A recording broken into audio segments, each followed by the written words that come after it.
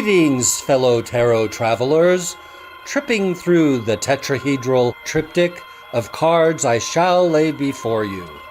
I'm Tarot Torch.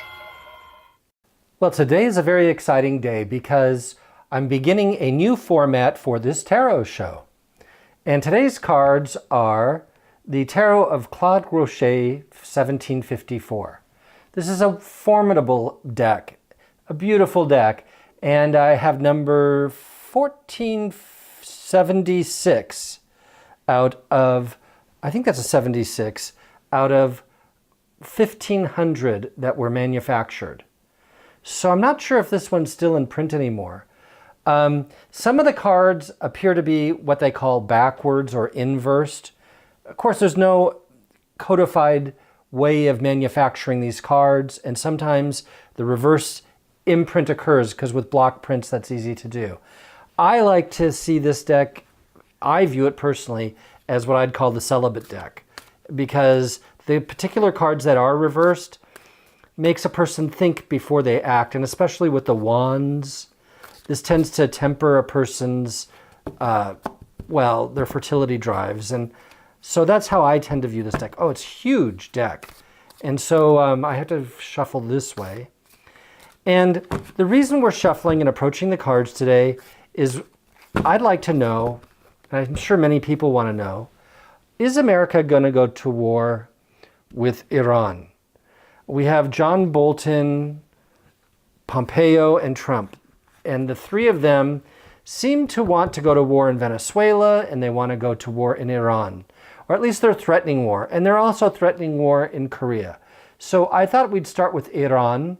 And if these readings go quickly, I can do more countries in one reading. And we can just check in like this more often without the long, industrious introduction explaining the terms. So in terms of a war with Iran, our first card is the Tower. Well, the Tower is considered to be a death card of sorts. It is a very powerful card. It's meant to disrupt and destroy existing structures of consciousness so that we're able to perceive differently.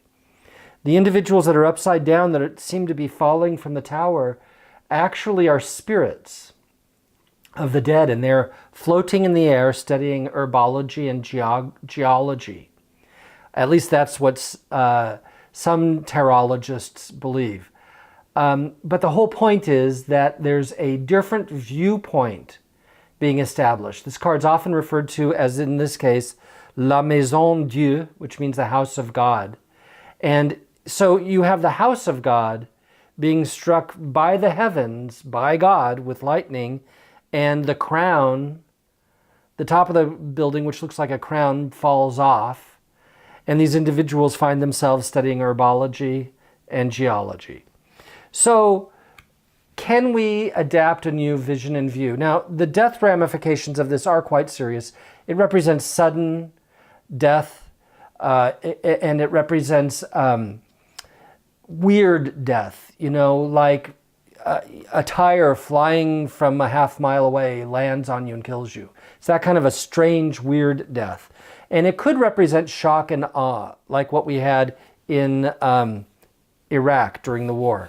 So now we go to the second card, which is the card of victory, the Three of Swords. Now, the Three of Swords being the card of victory, this, when you go from shock and awe to victory, I think this is talking about the Iraq War. And, a lot of people want to link, immediately I can see a linkage going on here between Iraq and Iran. The southern portions of Iraq are, they always say in the swamps are the Shiites, and up in the north in the city are the Sunnis, as though the Sunnis are somehow more edified. The truth is the Shiites, which is a huge population base worldwide, in Iraq, they control the south. And believe it or not, the south is where the oil fields are. Remember when they lit all the oil fields, when Saddam Hussein lit all the oil fields? That was in the Shiite territory of the south.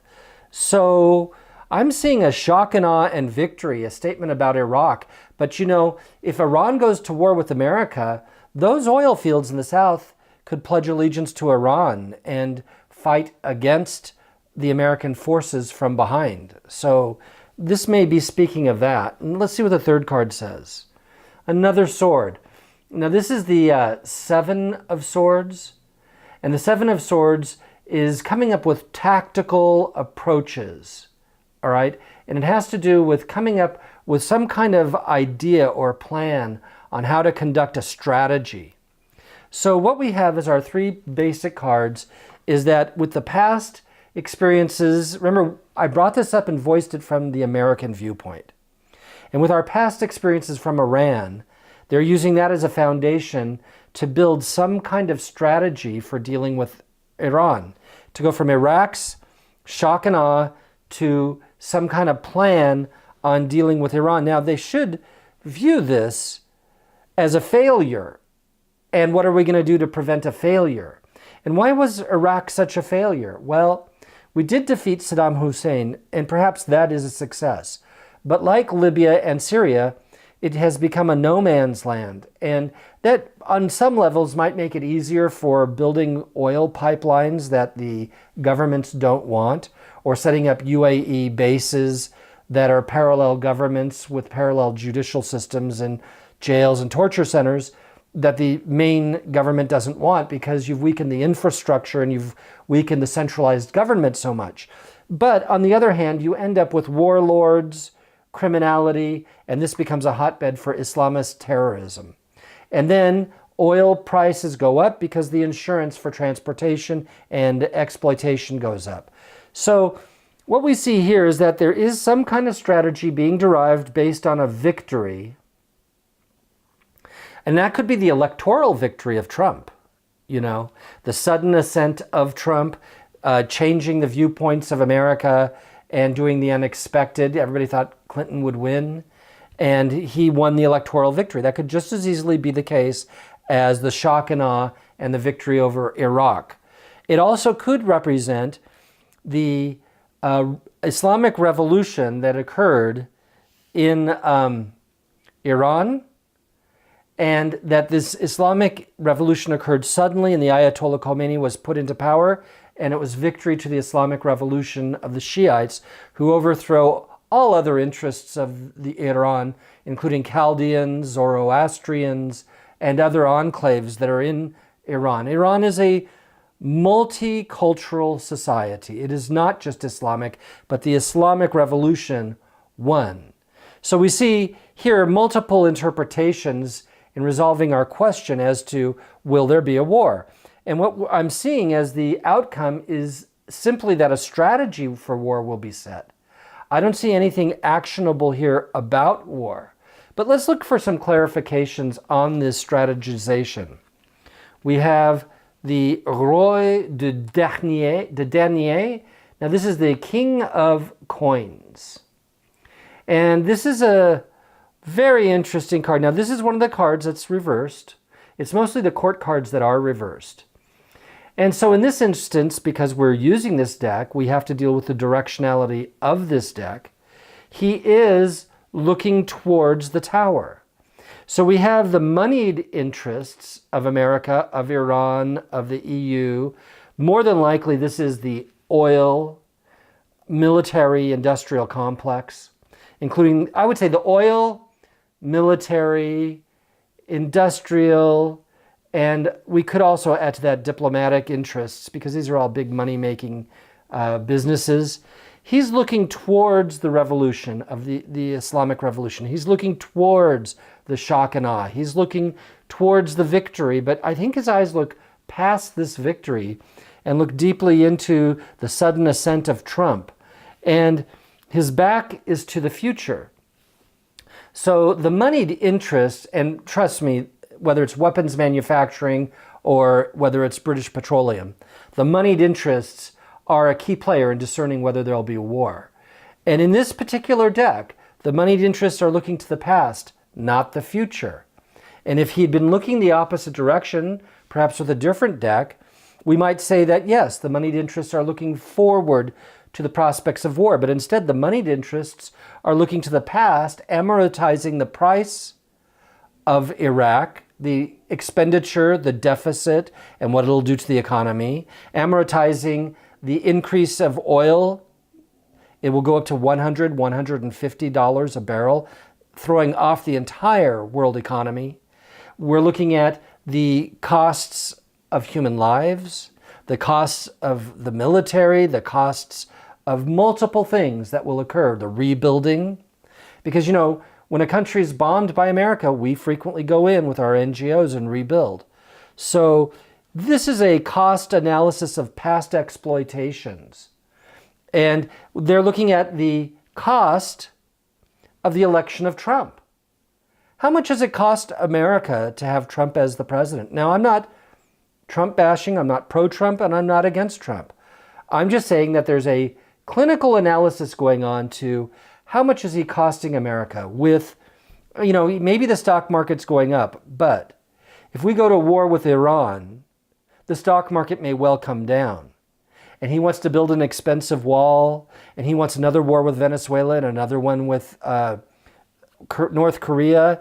And, the stock market's high because interest rates are low. You can't make money in a bank.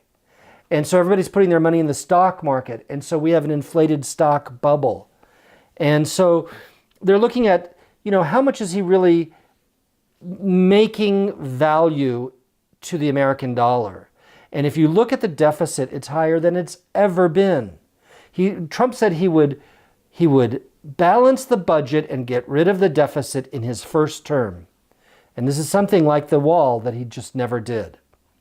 Now let's look at the card that's above, and we have L'Impératrice, which is the Empress card.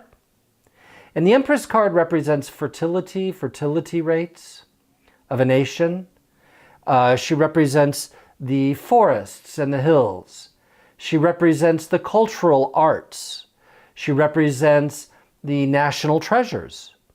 She represents many, many important things, the academics, the universities. And so here we have the Empress, who's actually a higher card than the King of Coins. The King of Coins is a court card. But the Tower and the Empress are both higher arcana cards. They are trump cards. They are much higher cards. This card is the highest of the lower arcana, but these two are higher than the lower arcana. They're higher arcana. And where we go is from a 16 down to a 3 up to a 7. And the 7 has below it a king and above it an empress. And so the 16, it's a 16, goes from the 3 of swords to the 3, which is the empress.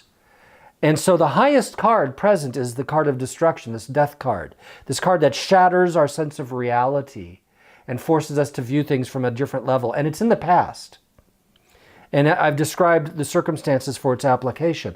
But here, the other high arcana card, the Empress, she's the only card looking towards the future. No other card looks towards the future. And she could easily represent the Democrats in the House, protest rallies. She could also represent national treasures. Like, what if we go to war with Iran and because of that, they nuke the Smithsonian along with the Capitol building, or a dirty bomb goes off in New York City, or hostages are taken out of Denver or Chicago. She's looking at the national treasures and the human population, and she's also looking at the people's ability to have children. What is it going to do to the fertility rates if we have a nuclear war? If we go to war with Iran and it spreads into Russia and nuclear bombs are dropped, it just takes a little dab of radiation to make a person go sterile. And, if we don't get nuked, let's say the deficit quadruples due to war. Will the stress of earning an income, having 5 jobs, cause people not to marry and not have children? It could tamper with our national fertility. And we have to have fertility to reproduce children in order for our nation to continue. So she is above, he is below, and he's looking to the past. But, she's a very passive, feminine, guarded individual. She's not a warrior card. He's not a warrior card. He's a money card. This is the banks. This is going to be the banks. This is going to be the central bank.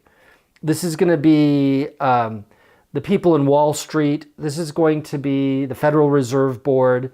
This is going to be the people who keep an eye on the deficit. This is going to be the stock market. She's going to be the fertility rates and the national parks and the national buildings like the Washington Monument and the White House. And she's going to be our national treasures. And she's going to be the important places where she's the places of America. She's our plazas, our restaurants. She's where we go to live our lives, even the housing industry. She's Wall Street, for that matter, because she's the physical street of Wall Street. She's the physical plaza of Washington, of the Washington Mall, or Columbus Plaza, or Berkeley's Free Speech Park. She is the one who is the place where things occur throughout America. And so we pull these cards away for the moment.